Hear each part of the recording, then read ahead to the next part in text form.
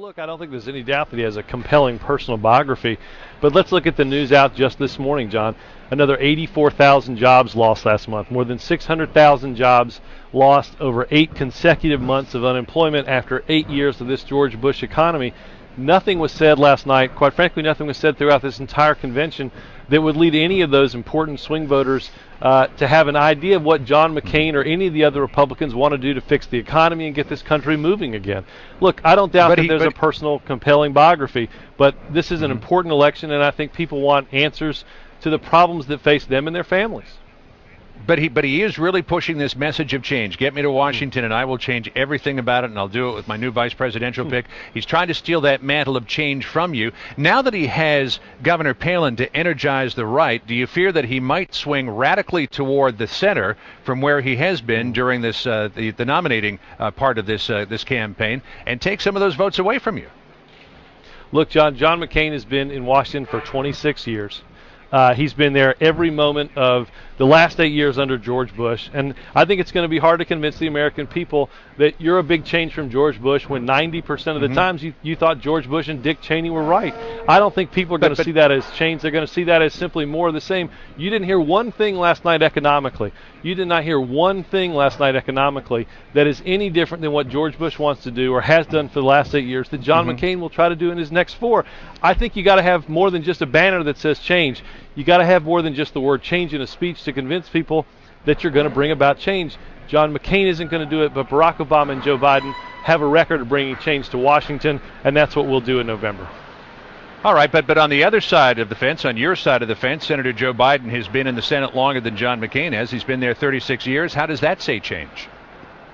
Look, this isn't a race about Joe Biden. It isn't a race about Sarah Palin. It's Barack Obama versus John McCain. And in that race, it's change with Barack Obama versus more of the same with John McCain. Again, you didn't hear an idea last night or the other 2 nights that's different from George Bush. Take away the personal biography of John McCain, and that's a speech last night that George Bush could have given in 2000 at a convention similar to this, or quite frankly, last week. Well, so you're saying it's not about the running mate, it's about the person at the top of the ticket. The McCain campaign is saying something slightly different. Yeah, the McCain campaign is saying something slightly different. They're saying, take a look at our running mate, more experienced than the person at the top of the ticket on the Democratic side. Does 2 years of executive experience in the governor's mansion trump what Senator Obama has? They say, hey, barely 4 years as a senator, 2 of that spent running for president.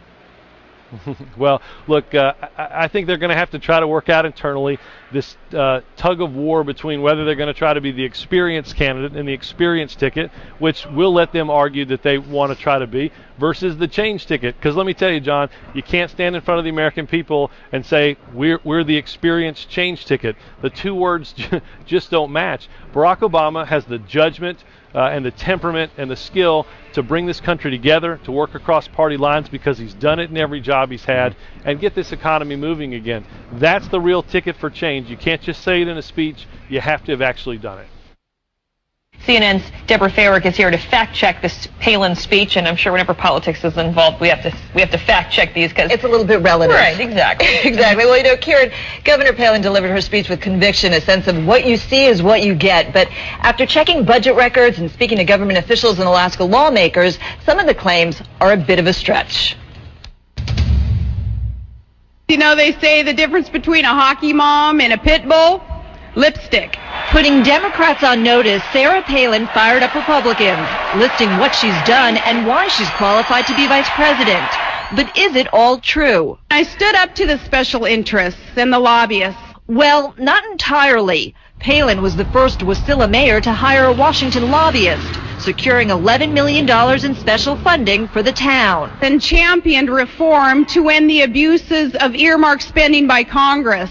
Not true. In her 2 years as governor, Palin has asked Congress for $453 million for so-called earmarks, including $1 million for rockfish research.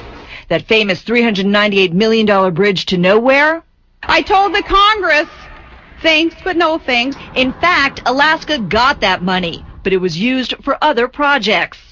Stephen Ellis is with an advocacy group that tracks public spending. Certainly she has got Wasilla into the earmarks game. She worked the system and was able to bring home earmarks, and then certainly has been part of the earmark system in Alaska. And so it's just something that is interesting to juxtapose with Senator McCain's position, which has been stalwart, no earmarks ever. On cleaning up state government. And today that ethics reform is the law. That's true. She signed it last year. I have protected the taxpayers by vetoing wasteful spending, nearly $500 million in vetoes.